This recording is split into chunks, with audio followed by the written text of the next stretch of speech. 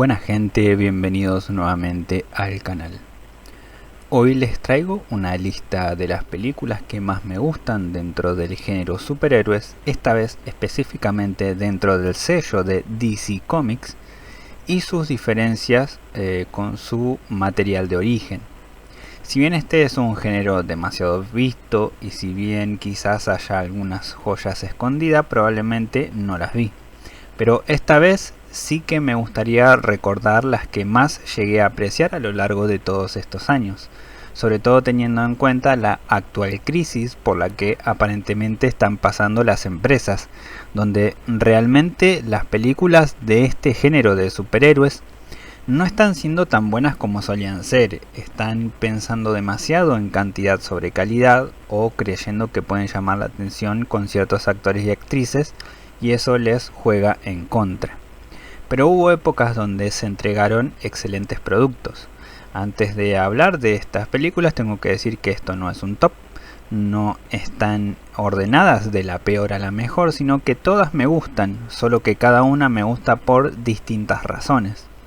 Así como tampoco creo que sean perfectas, eso lo voy a ir comentando con cada una de las películas que vaya nombrando, tanto sus aciertos como sus errores. Tampoco en esta lista va a haber películas animadas, para eso seguramente voy a hacer otro video. Estos son solamente live actions. Dicho esto, comencemos. Creo que lo apropiado sería empezar con un héroe clásico como lo es Batman. Este superhéroe es el más rentable que existe junto con Spider-Man y tuvo bastantes encarnaciones. Algunas no tan buenas como las versiones de George Clooney, Val Kilmer o como el de la serie de Gotham. Pero hay que admitir que tuvo muchas buenas adaptaciones y no tantas malas, por suerte. Comenzando por las dos primeras de Tim Burton, Batman y Batman Returns. Y es que aunque en algunas cosas le falla a la mitología de este superhéroe, como lo es la altura de Michael Keaton o el hecho de que este Batman sí mata a lo largo de las dos películas, también Tim buscó crear su propia versión de Batman. Desde lo estético, siendo esta ciudad literalmente con edificaciones góticas, como también con excelentes diseños de villanos que tenían personalidades bien particulares a pesar de que, como dije, no fuera como en su material de origen. Porque seamos honestos, el origen de Gatúbela siendo un trastorno después de sobrevivir a un intento de asesinato o un pingüino siendo un niño deforme rechazado por sus padres, me parecen buenos orígenes. Que si hubieran sido historias más adultas hubieran explorado cosas bastante más complejas todavía. Y qué decir del Joker de Jack Nicholson, el cual tiene un origen bastante fiel y una actitud tan loca que roza lo caricaturesco, tal como era el Joker en ciertos cómics, pero al mismo tiempo era peligroso porque no le importaba matar a cualquiera que se le interponga. Creo que es un excelente trabajo a pesar de todo y es una más que aceptable y disfrutable adaptación. Por otro lado tenemos a The Dark Knight de Christopher Nolan y The Batman de Matt Reeves. Películas bastante distintas pero que a la vez tienen su propio toque, siendo la principal atracción de The Dark Knight la excelente actuación que nos dejó Heath Ledger en el papel del Joker. Uno más loco, más calculador, manipulador, siendo una mente maestra del crimen y a la vez un completo misterio. La única lástima de esta película es que termina opacando demasiado al héroe, dejando a Batman muy atrás y no es como que estemos hablando de un actor mediocre o promedio, estamos hablando de Christian Bale, un gran actor, difícil de pasar por encima y mucho más difícil dejar atrás, por lo que considero un error de Nolan y no del actor. También hay que tener un detalle en cuenta y es que Nolan admitió que jamás quiso hacer películas de superhéroes. Por la única razón que aceptó hacer la trilogía de Dark Knight fue por su hermano, quien también es su guionista, a quien le emocionó la idea de adaptar a este superhéroe cuando Warner le ofreció este trabajo a Nolan. Así que lo hizo más por obligación que por gusto. De todas maneras, es una excelente película. Mientras que la adaptación más reciente de Matt Reeves también es muy buena adaptación, busca ser más fiel al aspecto detectivesco del superhéroe y dando una dosis justa y necesaria de acción en comparación de, por ejemplo, el Batman de Ben Affleck, que es pura acción. Esta película busca más ser un thriller donde se va buscando pistas y resolviendo enigmas. Y qué mejor villano para una trama detectivesca que Riddler, siendo esta una versión oscura, retorcida, inteligente, pero también con un propósito muy específico. Y encontrando Batman una aliada, es decir, Catwoman, siendo esta una versión completamente fiel a la saga de cómics Un Largo Halloween. La única complicación contra la que lucha esta versión es que este Bruce Wayne todavía no es el hombre que debe ser, todavía no tiene esa máscara de millonario, todavía no ayuda a la ciudad en ciertos aspectos, todavía es un Bruce Wayne muy verde, por así decirlo, muy inmaduro.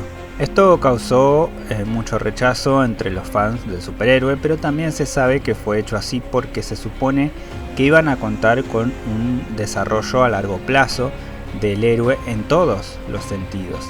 De hecho, al final de la película, Bruce comprende que debe hacer las cosas distintas a como las estaba haciendo hasta ahora. Pero sabiendo que ahora James Gunn quiere que solo haya un solo Superman y un solo Batman en DC y no haya variantes ni fílmicas ni en formatos de serie, es muy posible que no tengamos ese desarrollo a largo plazo que nos prometieron. De hecho, el proyecto de Asilo Arkham, que en un principio era de Matt Reeves, se rumoreaba que pasó a manos de James Gunn para que él use esa serie para su propio universo de Batman. Veremos cómo continúa eso, pero lo que al final nos queda es un increíble producto de todas maneras. Tengo que agregar un punto extra por la aparición fugaz de Batman en la serie de Titans, que la verdad estuvo genial a pesar de que, bueno, era apenas un cameo y tampoco es que tiene mucho desarrollo. Y en el resto de la serie solamente aparece Bruce Wayne siendo ya un hombre bastante grande que no sé si seguirá portando el manto de Batman, pero es una versión que sí me gustó, aunque sea solo, como dije, cameo. Imaginen que el cameo de Batman dentro de Gotham, de la serie Gotham, no fue muy bueno. Y si comenzamos con Batman, claramente tenemos que seguir con Superman. Este, desde mi perspectiva, solo tiene 3 buenas adaptaciones, las 2 primeras interpretadas por Christopher Reeve y Man of Steel de Zack Snyder. Las de Christopher Reeve representan al héroe en su versión más clásica, este hombre de buen corazón, este héroe puro que busca hacer un bien, y también habla de un mundo mucho más lumínico, ya que de hecho pareciera que hay poca o casi nula maldad en ese universo, mostrando a un Superman que más que nada se encarga de rescatar gente de accidentes o desastres naturales. De esta manera serían la verdadera amenaza en la primera película Zod junto a sus compañeros Ursa y Non, quienes son kryptonianos, igual que Kal-El Clark Kent. En su segunda película el villano sería Lex Luthor, aunque hay que admitir que este Lex no es muy complejo, incluso caía un poco en lo caricaturesco. Sin embargo, de todas maneras, conociendo este universo seguía siendo algo aceptable y entretenido. Este Superman se parece mucho más a los cómics más viejos del héroe. Por su parte, Zack Snyder cuenta casi la misma historia de la primera película de Christopher Reeve, pero dándole un giro algo más complejo, más profundo, donde este nuevo Superman, interpretado por Henry Cavill, se encuentra en busca de su identidad, debido a que desde toda su vida fue distinto al resto, y siempre tuvo que contenerse para no herir a los humanos, así como también sus padres adoptivos siempre tuvieron miedo de que fuera rechazado por la humanidad, ya que los humanos suelen rechazar todo lo que es distinto a ellos. Y esto es un mensaje bastante realista y contemporáneo. También los villanos son kryptonianos, nuevamente se adaptan a Zod junto a sus compañeros Faora Ul y Namek, y es en estos villanos donde más se busca profundizar en este miedo a lo distinto, donde Superman tiene que elegir entre su propia especie que lo quiere utilizar y la humana que podrían verlo con miedo y horror. A primera vista es casi como perder sin importar lo que elija. Estos planteamientos lo hacen un héroe muy acorde a la actualidad, ya que incluso hoy en día lo distinto es totalmente rechazado y hasta incluso odiado. El único error que encuentro en esta película es cuando Zod pone en peligro a una familia y lo obliga a tener una elección drástica. Aunque conceptualmente es excelente la idea, la ejecución es algo pobre, porque se encuentra fácil el error y la manera de resolverlo. Lo mismo cuando destruye la máquina de un camionero, pero está bien, frente al resto de la película es algo mínimo. Siento que estos dos Supermans representan dos eras distintas del héroe en los cómics. Sin embargo, creo que el de Zack Snyder no tuvo el desarrollo que debería haber tenido para llegar a el punto de perfección, ¿no?, del héroe, donde tiene esta idea más lumínica, a pesar de todo lo negativo que puede llegar a pasar en su vida. Hay un punto extra que tengo que dar sobre Superman, y es que hay dos adaptaciones más que muchos consideran bien hechas. Por un lado, Clark Kent de la serie Smallville, y por otro, el Superman de Superman and Lois. Por mi parte, y lo siento por los fans, sé que hay muchos, pero a mí no me gusta Smallville. Siempre me pareció una mala adaptación y nunca conecté con la serie, ni siquiera cuando estaba en emisión. Por su parte, Superman and Lois sí que me gustó, pero no la vi completa como para dar un veredicto al 100%. Lo único que puedo decir es que todo lo referido a Superman me gusta mucho de esa serie, pero no así la trama de los hijos de Superman, que siento que son puro relleno. Hablando de relleno, se nota que el traje de este Superman tiene una especie de relleno de goma, a pesar de que el actor sí es bastante grande de cuerpo. Pero bueno, es una serie de televisión de presupuesto mediano y eso suele pasar. De todas maneras, las menciono para ustedes por si ustedes quieren ver las series, y esta es mi opinión sincera de estos dos productos. Siendo el Superman de Superman and Lois la versión del héroe más similar a lo que es el cómic, ya que tiene su lado lumínico y perfecto del Superman clásico, pero a la vez toca temas crudos y oscuros como podría tocar la versión más seria o más actual del superhéroe. Ya que hablamos de estos dos superhéroes, toca mencionar dos películas más, Wonder Woman y la Zack Snyder Justice League. Wonder Woman es una película que realmente me gustó mucho, excepto su final. Toda la historia de Diana conociendo el mundo exterior, conociendo los horrores reales de la guerra, viendo que había mucho más que lo que ella conocía en su isla, y siendo una persona que desea honestamente ayudar, decide hacer a un lado toda su antigua vida para, como dije, ayudar a los necesitados, ya que el mundo estaba en una crisis muy grande de la que las amazonas no querían ser parte. Pero Diana veía que era necesaria esa ayuda para ayudar al resto del mundo a progresar y a terminar con la violencia que se estaba dando. Esto es excelente, así como también las escenas de pelea y las guerras son increíbles. En un principio tenía mis dudas de que Gal Gadot fuera la indicada para este personaje, pero terminó quedándole perfecto.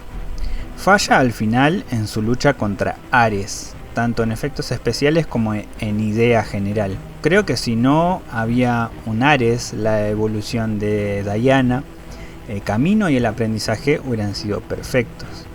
Quizás lo que a muchos les choca es que en los cómics Diana no es tan violenta.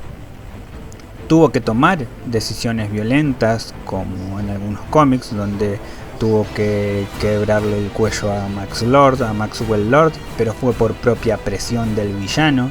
Y justamente esta situación trae consecuencias no solo contra Diana, sino contra los superhéroes en general.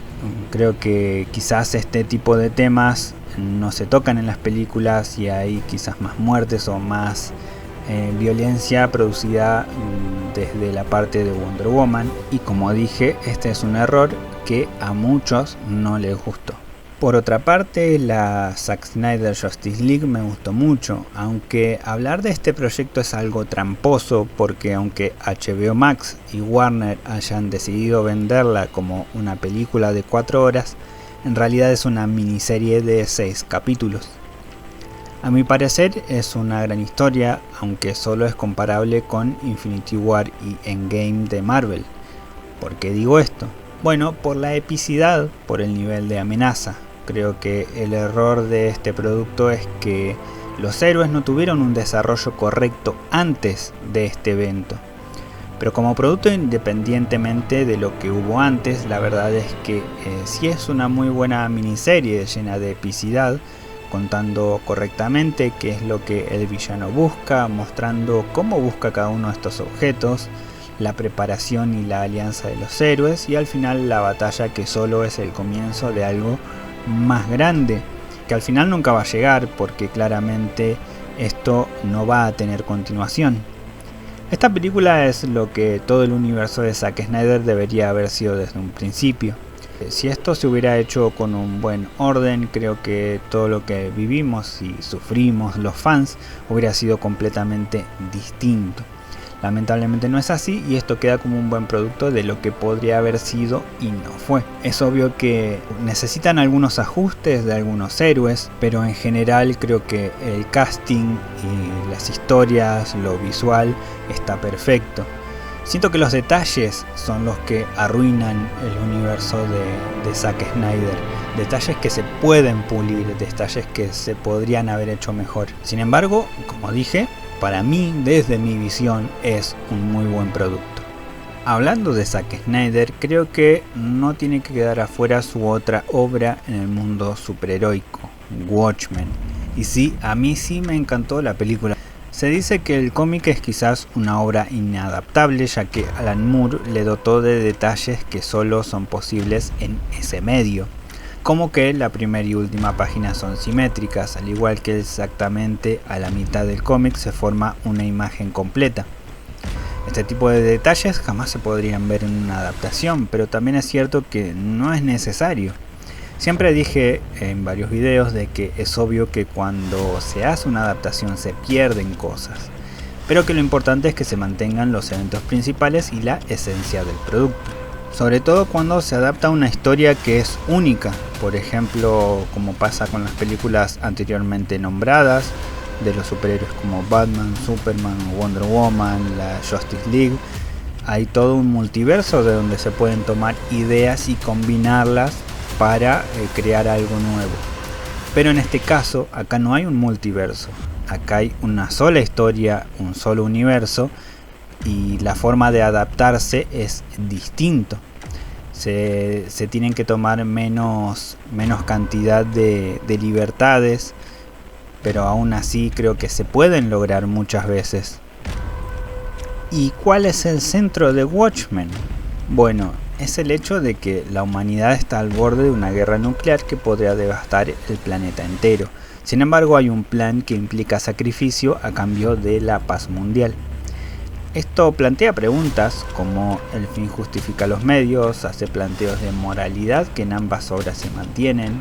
A su vez, en ambas obras te muestran que incluso los héroes pueden tener actitudes horribles, ser personas sumamente rotas por dentro, porque al final del día son humanos y no todos los humanos son completamente buenos.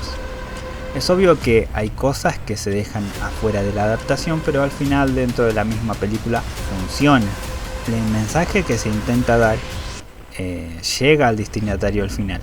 Los errores de Snyder quizás son que le dio a los personajes super fuerza y cosas así, algo que en los cómics no pasa. En el cómic son más humanos. El único con superpoderes reales es Doctor Manhattan, pero a mí en lo personal, frente al resto del producto, no me molesta.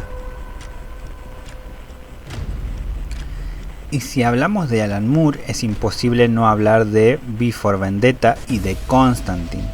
Estas dos películas son quizás las adaptaciones con más cambios, sin embargo me siguen gustando. Siguen siendo de mis películas favoritas basadas en DC Comics.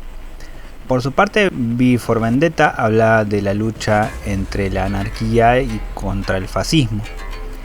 Como las situaciones extremas terminan haciendo que se deban tomar medidas extremas, y plantea la pregunta de si realmente es correcto que esto sea así.